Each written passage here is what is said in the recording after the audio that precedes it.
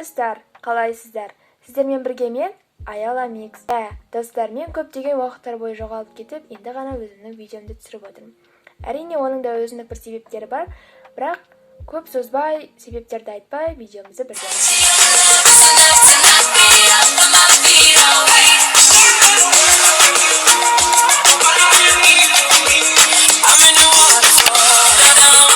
тақырыбынан да, обложкасынан да көріп отқандарыңыздай, бүгін менің үй жұмысым жайында сөйлесетін боламыз. Яғни мен үй жұмысымды қалай орындаймын, осы үй жұмысы арқылы сіздерге бір идея тастағым келеді. Ендеше видеомызды бастайық. Сонымен достар, ең алдымен мен үй жұмысымды өзімнің кеңсе столымнан, яғни кеңсе рабочий столынан бастағым келеді. Әрине, әркімнің рабочий столы өте әдемі әрі таза болып тұрғаны дұрыс, және мен сіздерге өзімнің рабочий столымды қазір көрсететін боламын. Рабочий столынан бастағым келеді.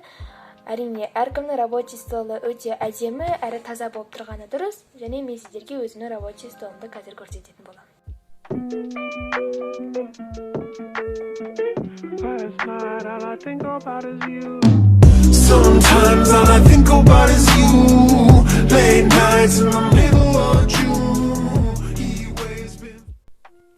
Сонымен достар, бұл менің кеңсе үстелім. Өздеріңіз көріп отырғандай қарапайым және де өте әдемі. Бастысы скучный болып тұрмау керек. Мен үшін кеңсе үстел өте маңызды. Сондықтан менің кеңсе үстелім осылай.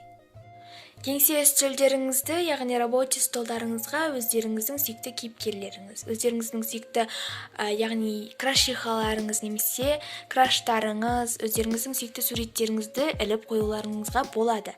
Яғни мен өзімнің, яғни әртүрлі журналдардан қырқып алынған суреттер, мына жерде дораманың кейіпкері, мына жерде осындай Blackpink тобы. Менің ең сүйікті тобым, яғни мен Blackpink. Және де мен Blackpink тобын өте қатты жақсы көрем, және мысықтарды да жақсы көрем. Менің крашихам көріп отқандарыңыздай Лиса. Мына жерде Blackpink. Және оның үстінде Люси деген жазу тұр. Ол не үшін тұр десеңіздер, яғни ол менің нигім. Мына жерде, яғни қарапайым заттар, вот эту игрушку. И вот смотрите, какой-то жоқтан бар жасау дейма. В общем, просто горилла. И оның ішінде карандаштар. И вот это декор. Кішігірім ғана. И вот тут канцелярская книга, потом вот наклейкалар. И на жақта не бар? О, боже мой. Лалиса Монабан. Это өзімнің крашихамның аты жазылып тұр. Одан кейін вот эту крашихалар. И вот это краш. Это моя краш. Яғни 190 сериалын көрген болсаңыздар, Арслан деген кейіпкерді танитын боларсыздар. Вот тот самый Арслан и Азат Чемадль. Это моя краш. Егер көрмесеңіздер, көрулеріңізге бет берем немесе көкжал. Тегін реклама болып жатыр мына жақта. Ладно, кеттік. Сонымен достар, менің ең алғашқы айтар кеңесім, яғни сіздерге ең алдымен ұйқы деген нәрсені жөнге келтіру керек. Менің алдыңғы видеоларымнан да көрсеңіздер, яғни көп адам сабақ оқитын кезде ұйқысы келіп кетеді. Ол менің де басында болған нәрсе, және сіздердің де көп адамдардың басында болатын нәрсе деп ойлаймын. Яғни сізді шаршап тұрасыз, ұйқыңыз келіп тұрады, сіз тіпті сабақтан келесіз, сіз шаршап келесіз, еще келіп алып тағы да сабақ оқисыз. Сізге бұл нәрсе мүлдем ұнамайды. Мен түсінемін, үй жұмысын орындау сізге мүлдем ұнамайды. Кейбір ботаниктерге ұнайтын шығар, ботандарға. Бірақ көп деген адамдарға бұл нәрсе ұнамайды. Яғни қош тасташ, мысалға кейбір адамдар болады. Таңертең ерте тұрады да, сөмкелерін сала да мектепке барады. Үй жұмысын бере тұрш, көшіріп алайыншы деген сияқты класстастарына сұрап жатады. Бірақ бұл мүлдем дұрыс емес, әрине.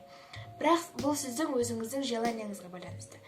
Яғни сіз қаншалықты бұл дұрыс, мен ешкімге жоқ, орындау керек, бұлай болмайды деп айта алмаймын, әрине.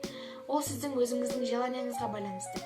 Яғни егерде сіздің желанияңыз болмай, ұйқыңыз келіп тұрса, сіз ешқашан үй жұмысын орындамаңыз. Себебі бұндай жағдайда үй жұмысын орындау мүлдем дұрыс емес. Сіз то ештеңе түсінбейсіз, то ештеңе де жаза алмайсыз. Сізді басқа нәрсе мазалап тұрады. Сіздің то ұйқыңыз келіп тұрады, то телефон шұқылағыңыз келіп тұрады, то желанияңыз мүлдем жоқ. Біріншіден, ұйқы дедім ғой. Сізге жарты сағат демалып алып, бірақ үй жұмысын орындаған дұрыс. Мүлдем үй жұмысын орындамау керек деген сөз. Ол мүлдем үй жұмысын орындамай мектепке барып сыныптастарымыздан көшіре салу деген сөз емес. Ол сіздің, яғни сізді мазалап тұрған нәрсені бітіріп алып, содан кейін бірақ жасау. Яғни сіздің телефон шұқылағыңыз келіп тұрса, тек 5-10 минутқа ғана сол шаруаға кірісіп, одан кейін тастау керек. Бірақ әрине, көп адамдар телефонға ұстағаннан кейін шыққысы келмей, сөйтіп уақыттарының бәрі өтіп кетіп, жай қалады, сосын қойшы болды тасташы, сосын орындай салам деп жатады. Бірақ бұл мүлдем дұрыс емес. Үй жұмысын орындау, ол яғни кешкі 4 пен 6 немесе 7 уақыттарындағы 6-7-нің арасында болады. Осы уақыттардың арасында үй жұмысын орындасаңыздар, сіздердің миларыңыз тез қабылдап, тез қағып алады. Сондықтан осы кезде, осы уақыт аралығында үй жұмысын орындаған дұрыс. Әрине, сіз мүмкін басқа бір қонақта болып қалуыңыз мүмкін. Сіздің тура осы кезде бір жұмысыңыз шығып қалуы мүмкін. Ондай жағдайларда әрине үй жұмысына деген мүмкіндігіңіз болмайды орындайтын. Бірақ дегенмен де осы уақыттар аралығында орындаған өте дұрыс. Әрине мен өзімнің үй жұмысымды осы 4 пен 7-нің аралығында орындаймын, немесе мен мүлдем телефон ұстамаймын, мүлдем тура осы өзімнің айтып жатқан нәрселерімдегідей жасаймын деп айта алмаймын. Бірақ бұл сіздерге менің кеңесім. Үй жұмысын орындап жатқан кезде сізді мазалайтын нәрселерден аулақ болу керек. Мысалға, жаңа айтқандай, ұйқыңыз келіп тұрса, ұйықтап алыңыз, немесе телефон қарайтын болсаңыз дейді. Телефон үй жұмысын орындап жатқанда мүлдем қарамаған дұрыс. Телефонды өшіріп қойып, немесе авиарежимге қойып қойғандарыңыз дұрыс. Өйткені телефон сіздің үй жұмысын орындап жатқан кезде то сообщение келіп қалады, немесе WhatsApp-тан, Telegram-нан, болмаса басқа нәрсе мазалап кетуі мүмкін. Кейін сіз телефонды алғаннан кейін, оны сіздің қолыңыздан түсіру қиынға соғады, яғни одан айырылу қиынға соғады. Тұра тұр, қазір 5 минут сосын сіздің уақытыңыздың бәрі өтіп кетеді, одан кейін сіз яғни жұмысын орындай алмай қаласыз. Сол себептен телефонды авиарежимге қойып қойған дұрыс. Одан кейін келесі нәрсе, ол яғни теледидар, немесе басқа да нәрселер. Тыныштықта отырып сабақ оқыған өте жақсы. Сіз авиарежимге қойып қойғаннан кейін телефоныңыз сізге ешқандай сообщение келмейді, сіз алаңдамай сабағыңызды оқи бересіз. Теледидар дедім. Теледидардан алшақ жерде отырып оқыған дұрыс. Немесе басқа өзіңіздің бөлмеңізге кіріп теледидарды өшіріп қойғаныңыз дұрыс. Себебі ол сіздің барлық ойыңызды бұзып жібереді. Үй жұмысын орындаған кезде, үй жұмысында сізге берген үй жұмыстарына да қараңыз. Егер ол оп-оңай немесе ауызша болатын болса, ауызша сабақтарды бір қиналып, ондай бір жаттап, қатты оқып керек емес. Ауызша сабақтар ол айтып отқанымыздай ауызша. Оларды көбінесе таңертең ерте тұрып жаттап немесе оқыған жақсы. Сол кезде сіздің миларыңыз тез қабылдап алады. Тек 4 пен 7-нің арасында ми жақсы жұмыс жасайды екен деп, өзіңізді қинап, соншама сабақты ауызша сабақтарды әсіресе оқыған дұрыс емес деп ойлаймын. Әрине, егер де өздеріңізге қалай ыңғайлы, солай жасасаңыздар да жақсы. Келесі ол сабақтардың қалай екені. Яғни, мысалға, бір пәннің мұғалімі қатал болса, бір пәннің мұғалімі өте ұрыспай, немесе тексермей, сізді мүлдем қадағаламайтын болуы мүмкін. Осындай сабақтарды кейінге шегерген дұрыс. Яғни, осы сабақтарды сіз кейін оқисыз, кейін қайталап аласыз. Ал қиын сабақтарға ең бірінші болып оқыған жақсы. Әрине, одан кейін біздің көбісіміздің бір қателігіміз күнделік толтыру деген нәрсені білмейміз. Яғни, үй жұмысын білмейміз, кейін басқаларынан сұраймыз. Сондықтан күнделікті міндетті түрде толтырып жүрген жақсы. Күнделігіңіздің барлығы толық толып тұрса, бұл сізге өзіңіздің үй жұмысыңызды тез орындауға көмектеседі әрине. Мысалға, сіз күнделігіңіз толмаса, оны достарыңыздан, сыныптастарыңыздан маған үй жұмысынан не беріп еді. Бұл әрине сізге жақсы көрінгенімен, ол сіздің класстастарыңызға мүлдем жақсы көрінбейді. Әркімнің ойы әртүрлі. Бағана неге жазбады екен деген сияқты ойлар кетуі мүмкін.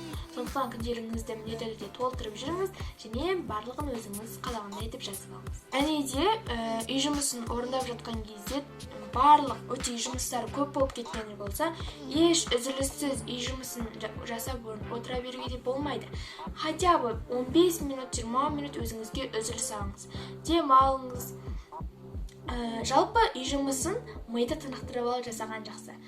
Егер сіз шаршап тұрсаңыз, таза ауаға шығыңыз, миыңызды демалдырыңыз, немесе біраз демалып алыңыз, ұйықтап алыңыз, одан кейін біраз жасағаныңыз дұрыс. Әрине ұйықтау керек екен деп 1 сағат, 2 сағат ұйықтап алып, одан кейін мүлдем ұйықтамай қоюдың қажеті жоқ. Кешке жақын отырып алып, телефон ойнаудың да қажеті жоқ. Минимум жарты сағат, тек өздеріңізді демалдыру үшін. Чтобы сіздерге 20 минутта жетеді. Чтобы сіздер ми өзі ойлайды. Мен ұйықтадым, маған жетеді. Өйткені сіз миды дәлелдеуіңіз керек. Ми жалпы өзі дәлелдеу арқылы жұмыс жасайды. Кейін таймер қойып қойыңыздар. Мысалға, сабақ оқыңыздар, одан кейін сабақ оқып болғаннан кейін біраз 20 минут демалып алыңыздар. Тек бір ғана үзіліс, яғни бір үй жұмысын орындалып, 20 минут демалып, бір үй жұмысын орындалып, 20 минут демалу деген ол өте дұрыс емес. Тек бірлес ғана. Осылай жақсы. Өйткені қаншама үй жұмысы бар, ал сіз соның бәріне 20 минутта демала беретін болсаңыз, сіздің времяңыз уже 10-ға 11-ге дейін кетіп қалуы мүмкін. Қазіргі таңда күнделікті толтырып не керек? Күнделік кезет бар емес пе? Немесе күнделік ұстамайтын адамдар болады. Күнделік кезеттен қарай саламыз. Иә, әрине күнделік кезеттен қарай салған жақсы. Бірақ күнделік кезетте апай айтқандай ғып ешкім жазып қоймайды ғой. Только кейбір апайлар болады оқу, кейбір апайлар болады жазу деп жазып қояды. Немесе кейбір апайлар только тақырыбын жазып қояды. Ары қарай не істеуге болатынын жазбайды. Сондықтан өзіңіздің лично күнделігіңізге тот самый түсіндіріп өзіңізге жазып қойғаныңыз жақсы. Мен өз басым сабақ оқып отырған кезде өзіңіздің жаныңызға сусын немесе бір какой-то тәтті нәрсе әкеп алғанды жақсы көремін. Яғни соны жеп отырып сіздің де желанияңыз ашылады. Сол жаңағыдай сусындарды, суларды ішіп отырып сіздің жаңағыдай көңіл күйіңіз көтеріледі. Жалпы айтқанда сабақ оқуға деген желанияңызды ашады. Сонымен достар, менің бүгінгі сіздерге айтқан кеңесім сіздерге ұнады деген ойдамын. Егер ұнаса, маған лайк басып, тіркеле кетіңіздер. Менің әр видеомда айтатын өзімнің әрбір блогер айтады деп ойлаймын осылай, сондықтан лайк басыңыздар. Достар, жақсы, келесі видеода кездескенше, келесі видеом көп ұзамай шығады. Яғни мен мектепке өзімнің қалай жиналатынымды түсіретін боламын. Ендеше күтіңіздер, келесі видеода кездескенше сау болыңыздар.